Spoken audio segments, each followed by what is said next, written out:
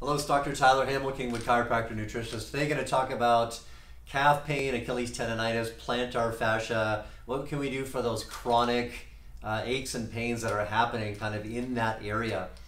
So, first of all, it's important to understand whenever we're talking about a muscle or an area that we always want to look at that area, but also the area kind of in the front as well. So think about when we have shoulder pain, we don't want to just look at the back of the shoulder, we want to look at the front of the shoulder and how the pec might be affecting that.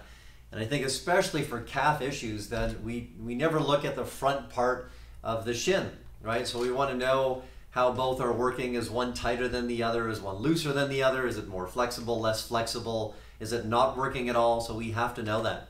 So first of all, I have this little massage stick and I want to show you guys what you can do yourselves at home when you have calf pain or Achilles tendinitis pain or even plantar fasciitis. The reason all those three can be related, because if we have calf pain, then that makes the Achilles tendon tight. That makes the plantar fascia tight underneath the bottom of the foot. So if you have plantar fasciitis and it hasn't been going away and you haven't been stretching the calf or releasing the calf, then that could be a reason why.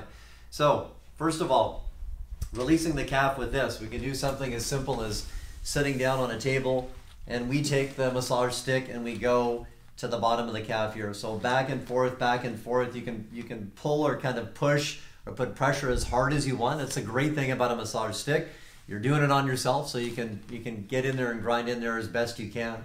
So when we talk about the calf, we have an outside area, we have the middle area back here, and then we have an inside area. So make sure when you're doing it that you hit all the different areas. So the side area here is very important too, because usually you're not going to feel much pain here, but not only the side area here, but you'll want to go to the front area here as well, because that's one of the muscles here that's involved in lifting the foot up and down. And so you're going to use that along with the calf when you're doing things like running or working out or playing tennis, anything like that. You're going to be using both. So that's what I mean when you have calf issues, you want to look at the front as well. So make sure that you get the massage stick and really dig and grind in this front area here. It's called tibialis anterior. That really doesn't mean much to you guys, but you'd be amazed at the first time you use this. The calf is going to be tender for sure, but in this area here in the front part, it's going to be really, really tender. And that just kind of points out that it is something that needs to be released and relaxed, because that's going to have an effect or contribute to calf pain in the back. So after you use the massage stick, then what kind of stretches do you want to do? Right? So remember, calf stretches, you want to do the back, but you also want to do the front, which is a little bit unusual. So think about the calf stretch. We're going to get on a kind of a little level like this. You can use a stair, you can use this little slant board, but basically what you're doing is you're pushing the knee forward into the wall, and just make sure that your heel stays down. It doesn't lift up, otherwise you're not going to stretch the calf very well. So same thing with this.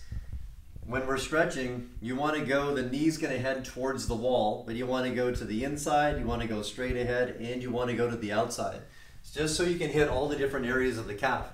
The next one, we're trying to stretch the front here, is a little bit trickier. Really, the only way to do this is to put your foot down like this, and you're going to lean into that area. It's almost like that sprained ankle kind of position, but not exactly. But think of it, you're trying to stretch out that muscle in the front. So really the only way that I find that works well is to put your foot basically behind here, and you're going to put a little bit of pressure down this way. And you'll definitely feel it stretch in this area here.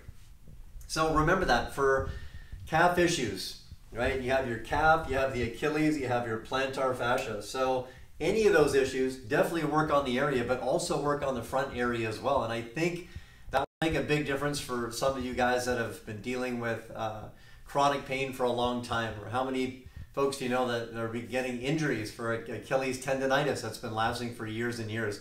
Calf injuries that come and go, right? So we want to look at these different things. Again, I'm Dr. Tyler Hamel. If you have any questions about calf injuries or what you can do, everything we do here is non-surgical, natural type of treatment. We do lots of stretching videos, treatment videos, nutrition videos, things that you can take to help. So what can you take to help with, say, chronic muscle issues, tendinitis, plantar fasciitis, right? Itis or inflammation, pain.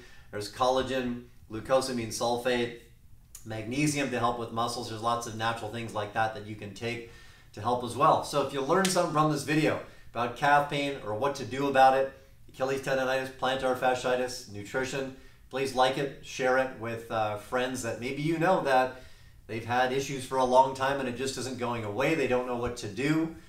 Maybe they're looking at something that's a surgical thing and they don't want to do that. So please pass on this information. Dr. Tyler Hamel, your Kingwood chiropractor and nutritionist.